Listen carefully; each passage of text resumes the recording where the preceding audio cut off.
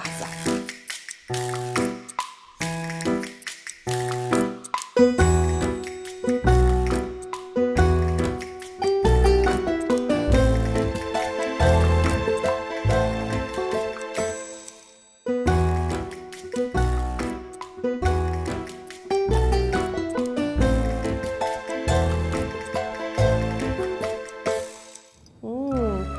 هلا فيي احكي معكم.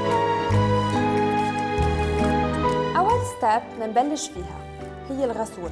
ليه منبلش بالغسول؟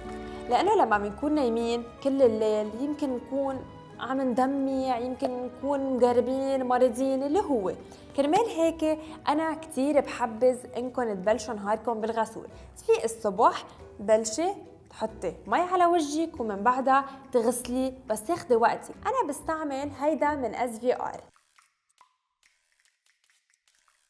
من بعد ما خلص من الغسول دغري بركض على الأوضة وبحمل المويسترايزر وبرطب وجهي. ليه؟ الغسول لو شو ما كان برطب وجهنا، يعني حتى لو كان بناسب أنا بشرتي. يعني أنا من الناس اللي بشرتهم فيكم تقولوا مختلطة، ولا دهنية ولا ناشفة، وجايبة الغسول المناسب لإلها، بس ولا مرة بظهر من الحمام إلا ما بحس وجهي كتير مطقطق ما قادرة. فشو بعمل؟ دغري بجيب المويسترايزر وبرطب وجهي. كمان هون مهم إنه نستعمل المويسترايزر المناسب، المرطب المناسب لبشرتنا.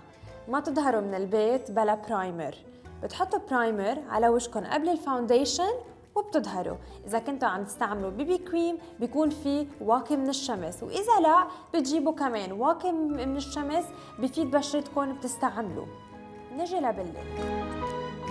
بالليل بتجوا تعبانة بشرتكم كتير والميك اب كل نهار تعبكم. شو بدنا نعمل وكيف لازم نقيم هيدا الميك اب وهيدا السمك اللي تكون على بشرتنا؟ في هوا، في شتاء، في شوب، كله هيدول مسامات مفتحة عم يفوتوا عليها هيدول الخبريات على الوجه. كرمال هيك نجي على البيت نقعد نشلح ومنبلش هيدول ال10 دقايق اللي نحن حكينا عنهم لازم نعتمدهم. اول شيء مننقي غسول مناسب للبشرة للميك اب.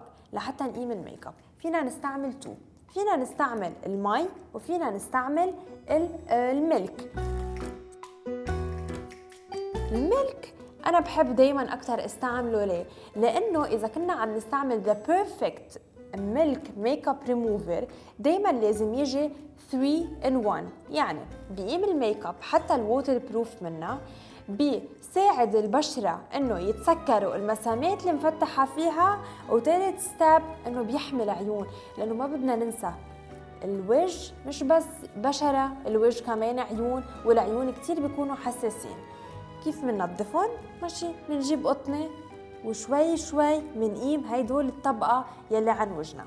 ما خلصت هون، ابدا ما خلصت. ما منجيب المي منغسل وجهنا ومنضل ظاهرين. نرجع للغسول يلي حكينا عنه قبل شوي، الغسول يلي بدنا نرجع نستعمله بالليل. كمان دقيقتين 3 منغسل بطريقة كتير منيحة بمي فاترة. من بعد ما نخلص شو عنا التونر كتير مفيد.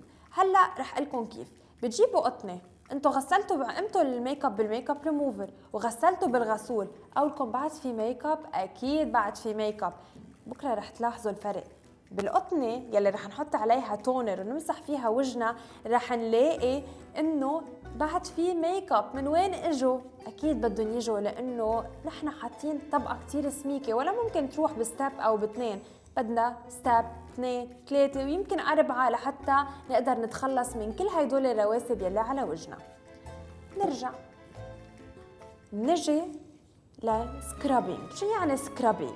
سكرابينج مش يعني بنروح لعند الدكتور او على الانستيتيوت وببلش فرفكه بوجهنا، لا، هيدا فينا نستعمله كل يوم. كتير خفيف، منه مأذي، وما في مواد بتقشر البشرة بشكل كتير بروفيشنال.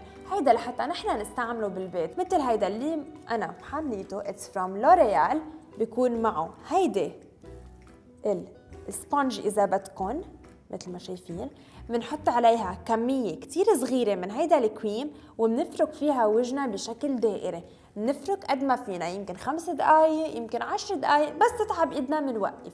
نرجع بنغسل وجهنا بالماء، وهون بنكون تخلصنا من كل الميك اب يلي صرنا كل نهار حاطينه على وجهنا. حتى لو ما كنتوا حاطين ميك اب، يعني اذا كنت قاعده كل نهار بالبيت، اوقات بيطلع على بالك تقعدي كل نهار بالبيت وما تظهري، رح يكون في وسخ على وجهك. وقبل النوم شو لازم نعمل؟ قبل النوم لازم نحط فيتامينز على وجهنا.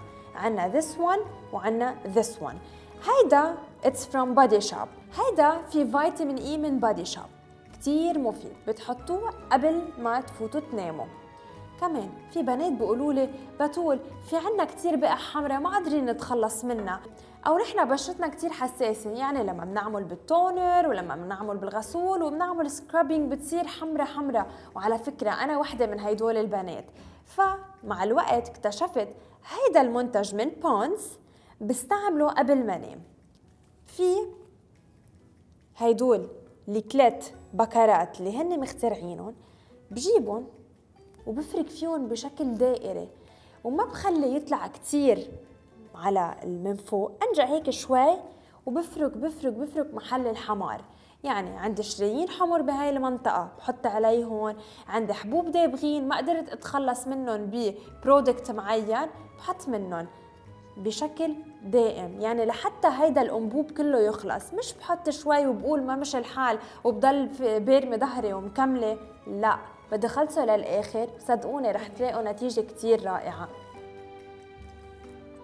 اذا كان عندكم اي سؤال اسالوني اياه بخانه التعليقات الموجوده تحت، و don't forget to subscribe me on YouTube و follow me Facebook Instagram Twitter و Snapchat. باي.